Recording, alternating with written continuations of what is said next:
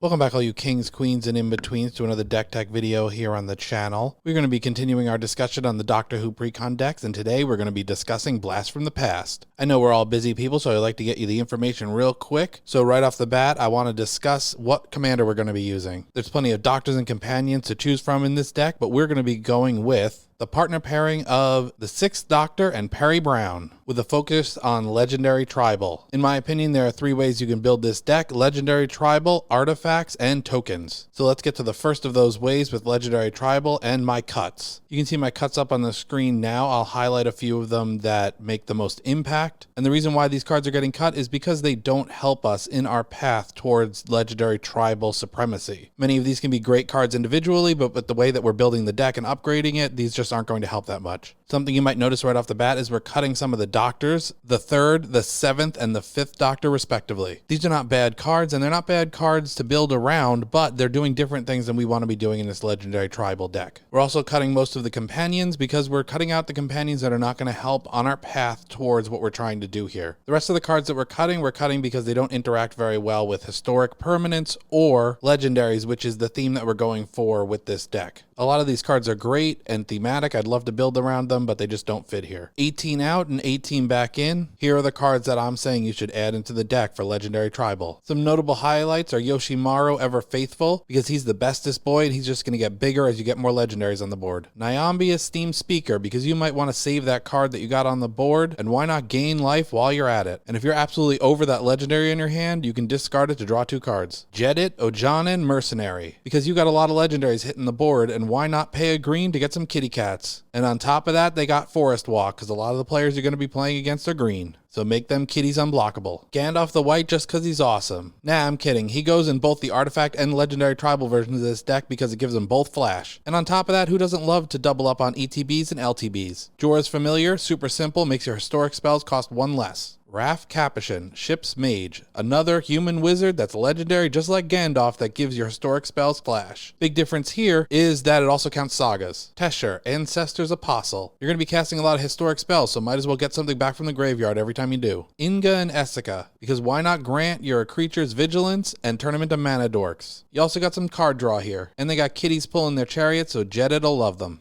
We're taking a lot of Doctor Who out, so let's put some Doctor Who back in with Sally Sparrow. She doesn't interact directly with historic spells, but she gives your creatures flash, and those LTBs you might be doubling up on, you get to investigate. Plus, Blink is my favorite Doctor Who episode. Goldforged Thopteryx. Not only is this Dinosaur Thopter a flyer, but it's got lifelink and gives all your legendary permanents Ward 2. That's it for the creatures. Now we got instants and sorceries. Double Major, Kamul's Druidic Vow, Time of Need, and Urza's Ruinous Blast. These all interact with our legendaries and the lack of your opponent's legendaries in interesting ways. Rounding out our upgrades, we got an artifact, 2 legendary artifacts, and even a legendary land to replace the one we took out. This section contains my priciest edition in Mox Amber. If you don't want to drop the bucks on this one, then feel free to leave it out, and I would leave an Unearthly Child in. It still gives us some value because it allows us to search for those doctors that we left in and the couple of companions as well as some vehicles. I hope this was helpful for you. I like to approach these guides as an average Magic the Gathering player who does not have the unlimited budget that some players might have. I have friends that have been playing for a long time and I can always pick through their collection and borrow cards, but I am not willing to drop a lot of money on most of the cards that I put into my decks. So I try to make these guides for players that are in the same position that I'm in. If you like what you saw here today, please hit that like button. Leave a comment down below. Give me any of your Magic the Gathering questions. I'll do my best to answer them. Subscribe to the channel so you don't miss any of this content going forward, and ring that bell so you know what's up, and I'll catch you in the next one.